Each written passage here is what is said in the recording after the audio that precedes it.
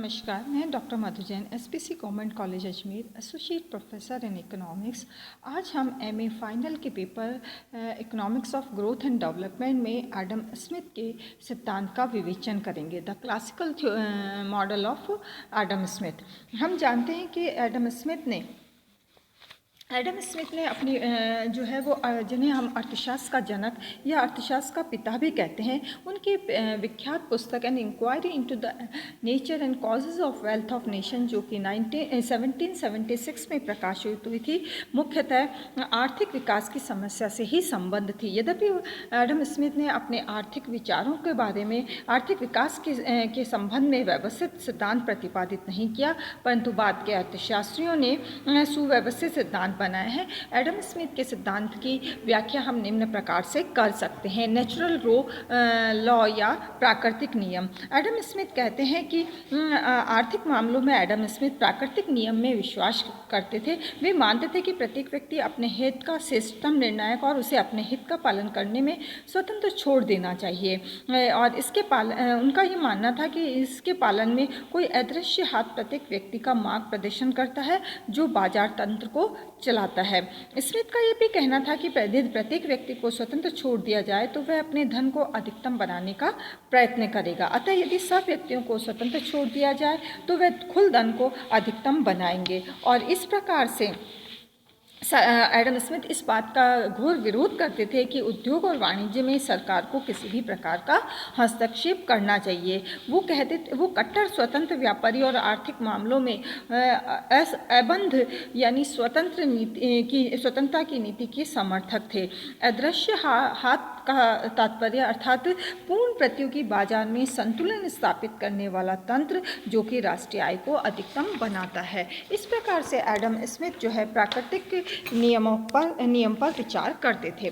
दूसरा है श्रम विभाजन। एडम स्मिथ का श्रम विभाजन आर्थिक वृद्धि के सिद्धांत का प्रारंभिक बिंदु है। श्रम के विभाजन से श्रम की उत्पादन शक्तियों में अधिकतम सुधार होता है। स्मिथ का प्रसिद्ध कथन है कि श्रम का विभाजन बाजार के विस्तार क्षेत्र के द्वारा सीमित हो जाता है। इसका अर्थ है कि बाजार का विस्तार होने पर श्रम का विभाजन बढ़ जाता है। इस उद्देश्य के लिए वाणिज्य और अंतर्राष्ट्रीय व्यापार का विस्तार विशेष रूप से लाभदायक होता है, और यदि जनसंख्या और परिवहन सुविधाओं में वृद्धि होती है तो उसके साथ श्रम का अधिक विभाजन और पूंजी की वृद्धि भी अवश्य ही होगी। नेक्स्ट है पूंजी संचय की प्रक्रिया, process of capital accumulation.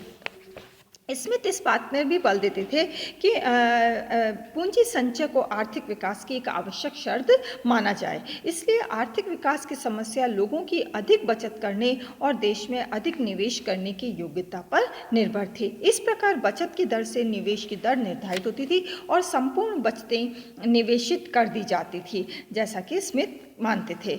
Next है मजदूरी। एडम स्मिथ मजदूरी कोष के अस्तित्व में विश्वास करते थे। इसमें एडम स्मिथ मजदूरी को विश्वास करते थे। उनका मानना था कि मजदूरी उस राशि के बराबर होती है जो श्रमिकों के निर्वाह के लिए आवश्यक हो। इसी प्रकार लाभ के संबंध में एडम स्मिथ का मानना था कि पूंजीपति निवेश क्यों करते हैं, क्योंकि एडम स्मिथ के अनुसार निवेश इसलिए किया जाता है कि पूंजीपति उस पर लाभ कमा सके। एडम स्मिथ के अनुसार समृद्धि, उन्नति, जनसंख्या जो है वो बढ़ने से ब्याज दर कम होती है, जिससे अर्थव्यवस्था में पूंजी की पूर्ति में वृद्धि होती है। अतः ब्याज की दर कम होने पर भी देश में पूंजी संचय और आर्थिक विकास में वृद्धि होती रहेगी।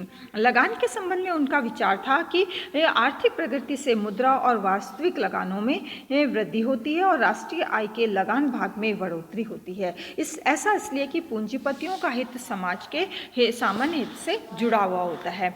नेक्स्ट एडम स्मिथ का मानना था agents of growth. Adam Smith के अनुसार किसान, उत्पादक, व्यापारी उन्नति और आर्थिक विकास के दूत हैं। मुक्त व्यापार यानी स्वतंत्र व्यापार, साहस और प्रतिस्पर्धा के होने पर ही कृषक, उत्पादक और व्यापारियों ने बाजार को विस्तृत किया, जिससे आर्थिक विकास संभव हो सका, और इन तीनों के कार्य परस्पर एक दूसरे से संबंधित होते हैं। विकास की प्रक्रिया। नेक्स्ट है प्रोसेस ऑफ ग्रोथ। स्मिथ के अनुसार विकास की प्रक्रिया संचयी होती है, वह कृषि, निर्माणकारी उद्योगों और वाणिज्य के कारण समृद्ध होती है। तो उससे पूंजी संचय, तकनीकी उन्नति, जनसंख्या में वृद्धि, बाजार का विस्तार, श्रम विभाजन, लाभ में वृद्धि होती है और ये क्रम निरंतर चलता रहता है। और इस प्रकार से अर्थव्यवस्था का एडम स्मिथ का ये मानना था कि इस प्रकार से ये अर्थव्यवस्था विकसित होती जाएगी। नेक्स्ट है स्थिर अवस्था या स्टेशनरी स्टेट। परंतु एडम स्मिथ का ये मानना था कि विकास का अंतिम परिणाम स्थिर अवस्था है। जब ऐसा होता है तो पूंजी संचय रुक जाता है, जनसंख्या स्थिर हो जाती है, लाभ न्यूनतम हो जाते हैं, मजदूरी जो है वो निर्वाह स्तर पर होती है, प्रति व्यक्ति आय और उत्पादन में कोई परिवर्तन नहीं होता और अर्थव्यवस्था गतिहीनता की अवस्था में पहुंच जाती है। और ये सब मुक्त बाजार व्यवस्था में होता है, जैसा कि एडम स्मिथ ने अपने इस रेखा चित्र के द्वारा इसे विदित किया। वो कहते हैं कि उन्होंने ओ एक्स एक्सेस पर समय और ओ वाई एक्सेस पर जो है उन्होंने जो है पूंजी संचय की दर को लिया है। एडम स्मिथ कहते हैं कि अर्थव्यवस्था जो है वो टी समय गति से के से एस की ओर बढ़ती जाती है। टी के बाद अर्थव्यवस्था एस से संबंध स्थिर अवस्था को प्राप्त हो जाती है, जहाँ पर आगे वृद्धि नहीं हो पाती क्योंकि मजदूरी इतनी बढ़ जाती है कि लाभ शून्य हो जाते हैं और पूंजी संचय रुक जाता है और इस प्रकार अर्थव्यवस्था एक स्थिर अवस्था में पहुंच जाती है। यद्यपि एडम स्मिथ का ये जो दृष्टिकोण है, ये दृष्टिकोण थोड़ी निराशावादी स्थितियों को प्रकट करता है। नेक्स्ट